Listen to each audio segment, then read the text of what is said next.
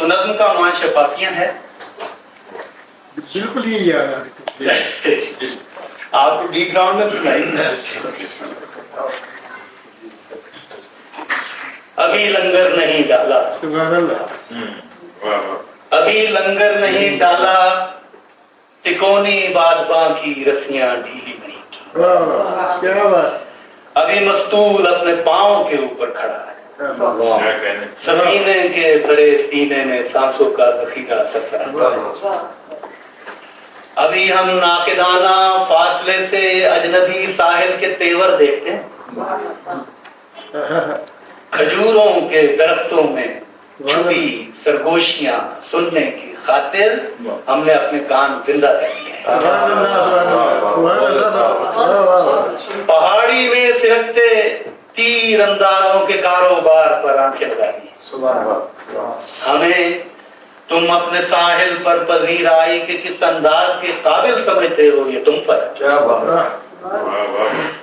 اگر تم تیر چھوڑو گے تو ہم نے اپنی آنکھوں کے سوا سارا بدن پگھلے ہوئے لوہے کے پانی میں ڈبویا. اگر تم تیر چھوڑو گے تو ہم نے اپنی آنکھوں کے سوا سارا بدن پگھلے ہوئے لوہے کے پانی میں ڈبویا ہے. ہمارا ہاتھ ترکش کے کھلے منہ پر دھرا ہے.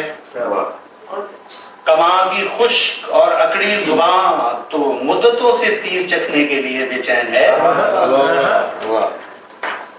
تمہیں یہ علم ہونا چاہیے کہ ہم جب اپنے تیر پر دشمن کی بائیں آنکھ لکھتے ہیں تو بائیں آنکھ ہوتی ہے. تمہیں یہ علم ہونا چاہیے کہ ہم جب اپنے تیر پر دشمن کی بائیں آنکھ لکھتے ہیں تو بائیں آنکھ ہوتی ہے, کبھی ابرو نہیں ہوتا. یہ تم پر ہے.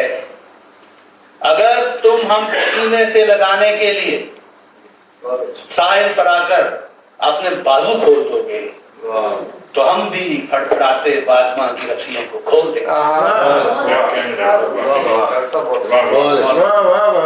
اگر تم تیر اندازوں کی ٹولی کو پہاڑی سے اتارو گے تو ہم بھی جسم سے لپٹا ہوا لوہا گرا دیں گے.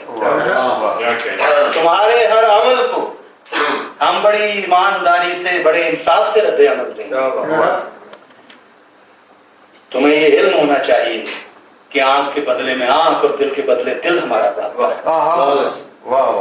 تمہارا حسن ظن ہے سوچ کے ہر زاویے سے سوچنا کہ ہم جو پانی پر کھڑے ہیں کس پذیرائی کے قابل ہیں. مگر کچھ بھی کرو مد نظر رکھنا کہ ہم مد مقابل.